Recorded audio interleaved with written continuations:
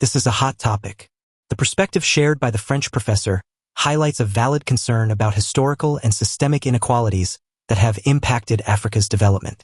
It's true that colonial histories, economic dependencies, and global power dynamics have played significant roles in shaping the continent's challenges.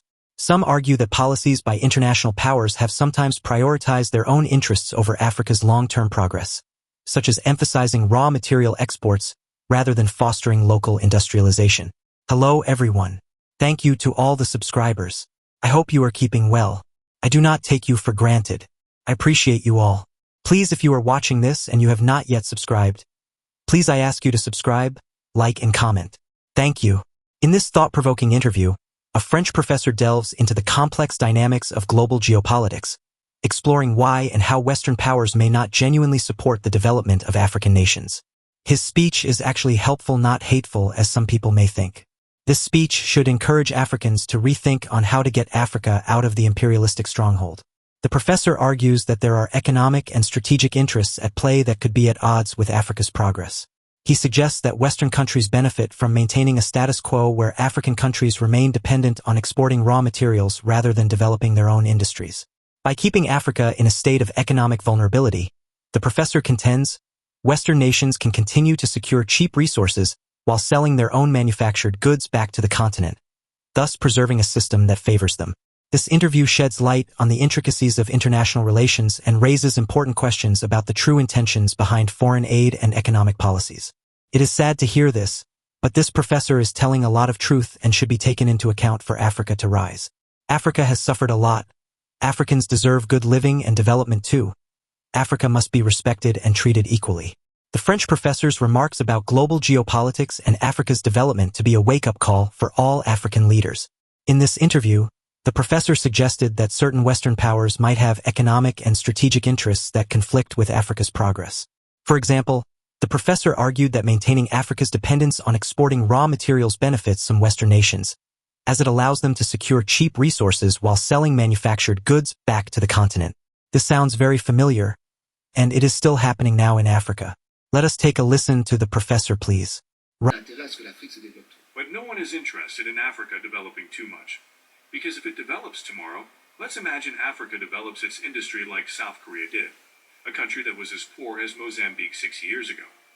If tomorrow it starts making cars, if tomorrow it starts refining its oil, if tomorrow it starts doing agriculture and transforming its agricultural products, it will no longer buy our imports. And so we are not interested in that situation. We are not interested. So the will of the rich countries. We are talking about geopolitics today. Everywhere we see, there is clearly no interest in these countries developing. These less developed countries. There was this idea, actually in people's minds, that you develop a country with entrepreneurs. It's an important part, but it's not the main part. An industry is needed, a heavy industry. These countries export oil, export cocoa, export raw materials, but these raw materials they export are often processed in other countries. And processing is what creates jobs. Quand vous avez une compagnie étrangère qui s'installe, je prends toujours l'exemple du Congo Brazzaville que je connais bien. When you have a foreign company setting up, I always take the example of Congo-Brazzaville, which I know well. Congo-Brazzaville, over 90%, only exports oil. This oil is produced by whom? Exploited by whom? By mostly private companies. 60% total, 30% E&I. The Italian, 90% of the company. Then you have a few companies here and there, private ones. Elle récupère une partie de l'argent, elle est incapable de l'exploiter. The public Congolese oil company is unable to do drilling. It is unable to exploit all of its oil.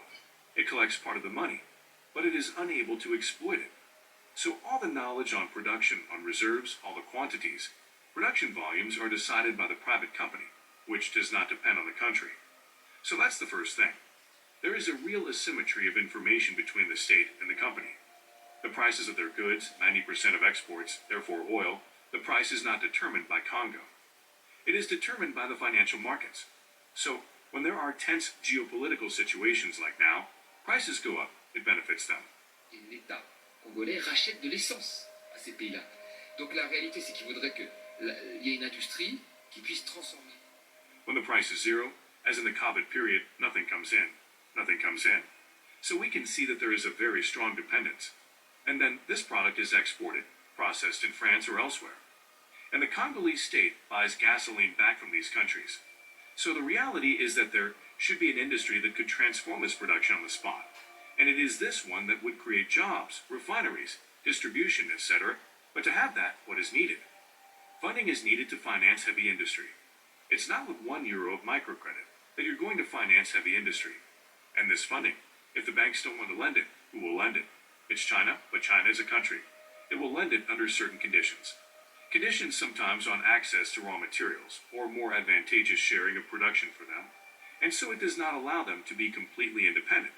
And it must be kept in mind that rich countries have developed in a world where they created conditions that were favorable to them. The WTO, the World Trade Organization, is an organization that has favored rich countries much more than poor countries.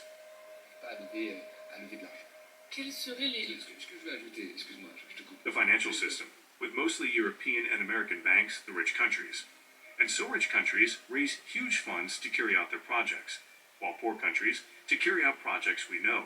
That is to say, to do things we know, refineries, food, agricultural industries. We know how to do that. Well, they can't raise money. What I want to add, excuse me, I interrupt you. What I want to add is that we have often said in recent years that poor countries were not developing because of corruption. We had to find a reason. It's corruption, the informal economy. These people are corrupt. There is an informal economy. They do not respect the rules. They are corrupt. Some even went further by saying that they are a bit lazy. It has always been a bit like that. And we found the same kind of debate when there was the sovereign debt crisis in Europe, where we called the southern countries pig. They were called Portugal, Italy, Greece, and Spain. They were called the pig. They were said to be lazy, that they were in the informal, that they were not like the Germans and the French. This debate already existed with African countries. They don't work, they are lazy. They don't have good training, they are corrupt. Very well, that's what we said. If tomorrow I were given the reins of Congo, Brazzaville, and I was told what the formula is in the current conditions to get it out of underdevelopment and make the economy take off, it would be extremely complicated. And I would tell you that I don't have the solution. Because it's a country, in fact, that does not have control over development at all. Because it does not have access to financing, as I said. Because it does not control the main good it produces. Because it does not control the volume and the price. And so developing a country under these conditions is extremely difficult. So corruption is actually a collateral effect. The real problem is the World Trade Organization and the financial system as it was created. Would you say that there has been a stranglehold by the northern countries? I'll explain, for example. We are looking for what the exit routes are, and especially by whom. Because you may have the preconceived idea of, yes, the northern countries are going to help the southern countries again. But in fact, it is because there is a stranglehold and also an enrichment of the northern countries thanks to and by the southern countries. For example, Zambia just had extra time to pay back, but the debt was not written off or reduced, etc. There are also negotiations on the next contributions of rich countries for the upcoming 3-year period, which will soon begin and should end in December 2024. There are also many solutions put forward by the IMF, which are considered as not enough actually. Which way out do you think should be oriented towards? So it is exactly what you said. That is to say that in reality, Africa buys a lot of imports from Europe, and also mainly from France. And we buy a lot of things we need and don't produce, including oil and raw materials. So Western countries are not interested in Africa falling. Because if it goes very badly, if there is not a situation at least stable, what happens? We risk having fewer raw materials that we need, and in exchange, we risk selling them fewer things. So we have to maintain Africa in an intermediate situation, so that it is rich enough to buy our goods and stable enough for us to buy the goods we need, those we really need, energy and raw materials. But no one is interested in Africa developing too much. Because if it develops tomorrow, let's imagine Africa develops its industry like South Korea did, a country that was as poor as Mozambique 6 years ago. If tomorrow it starts making cars, if tomorrow it starts refining its oil, if tomorrow it starts doing agriculture and transforming its agricultural products, it will no longer buy our imports. And so we are not interested in that situation. We are not interested. So the will of the rich countries. We are doing geopolitics today. Everywhere, we can clearly see that there is no interest in these countries developing. These LDCs. Now, if I were in the place of Africans, it is very difficult. That is to say, for me, the first thing I would do is I would be much more aggressive in negotiation. Because if you don't have financing, then you can hold grand speeches. It's always nice. But once you get to the concrete, what is Africa today concretely? As it does not have access to financing, as it does not control the goods it produces, in volumes as in prices, it is trying today, for there to be activity, to attract as much foreign direct investment as possible, by creating free zones where very little tax is paid, saying that this is the only way we have to restart the economy, which does not allow it either to develop its industry, because the industry that would come is much more powerful and much more established than the one that would develop and would be a nascent industry. So the first thing I would do in this situation, which is an extremely complicated situation, I would seek to be much more aggressive in the production shares. That is to say, when a foreign company comes, you have to impose things on it. The Gulf countries, Qatar, the Emirates at their time, when you came to settle with them for anything, you had to give a big part, more than 50%, to a local native, a local resident of the investment. It was mandatory. The WTO did everything to knock this out, but some countries held firm, except when they really needed it. They make exceptions at the Ministry of Economy, but when they estimate that the person has to give a part, he gives a part to the natives, which trains them. You see, for example, this type of measure could be applied by some African countries. If they applied it, of course, as a whole, it would be better. Robert Mugabe applied the 50% ownership by a Zimbabwean rule, and Zimbabwe is still being punished for it today. This perspective highlights the complexities of international relations and raises questions about the intentions behind foreign aid and economic policies. However, it's important to note that this is one viewpoint and may not represent the full picture. Many organizations and individuals worldwide are actively working to support Africa's development.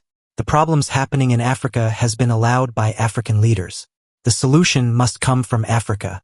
The youth must demand accountability. No puppet leaders. Africans are tired of being poor on a very rich continent. Can Africans truly break the chains and strive to develop Africa? What do you think? I refuse to believe that Africa will stay poor forever despite having rich resources. Africa must stop being the follower. I would also like to point out that the picture isn't entirely one-sided. Many countries, organizations, and individuals have invested in Africa's progress through aid, education, and sustainable development initiatives. The motives behind these efforts are diverse, ranging from altruism to strategic partnerships. The professor's statement may reflect frustrations about how much more needs to be done to ensure Africa can develop on its own terms. At the same time, Africa has known about this for a very long time, and yet it keeps on pretending as if it does not know what is going on. It is sad to say, but Africans are their own enemies. An example is Nigeria, which is in the top 10 oil-producing countries in the world, but has had to export raw crude oil and import it back as fuel. How is this allowed to happen? All I can say is that Africans are architects of their own poverty. What do you think? Should more emphasis be placed on allowing Africa to chart its path to progress? Thank you for watching.